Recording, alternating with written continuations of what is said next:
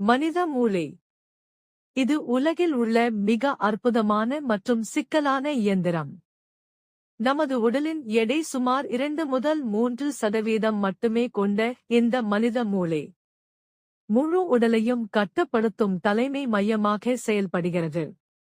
மனித மூளை சுமார் 1.4 கிலோ எடையுடையது.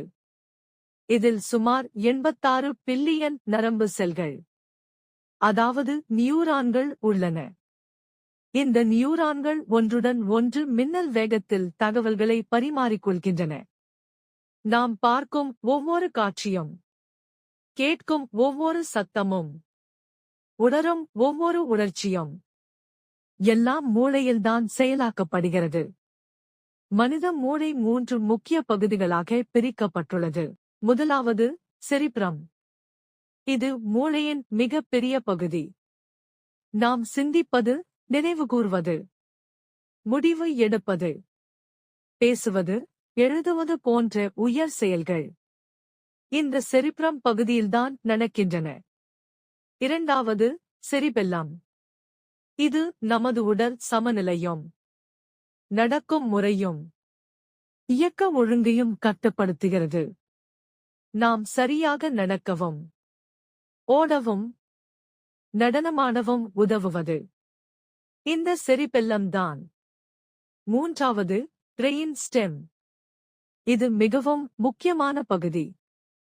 நாம் சிந்திக்காவிட்டாலும் கூட நமது மூச்சு விடுதல், இதய துடிப்பு, இரத்த அழுத்தம் போன்ற அடிப்படை உயிர் செயல்களை இந்த பகுதி கட்டுப்படுத்துகிறது.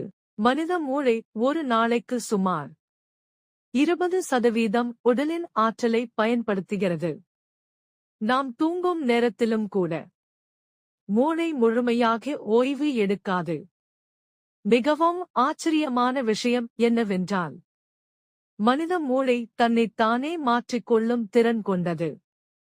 இதற்கு நியூரோ பிளாஸ்டிசிட்டி என்று பெயர்.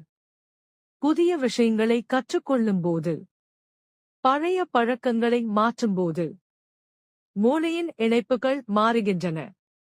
இதனால்தான் தொடர்ச்சியான கற்றல், வாசிப்பு, புதிய திறன்களை பயிற்சி செய்வது மூளையின் சக்தியை அதிகரிக்கிறது.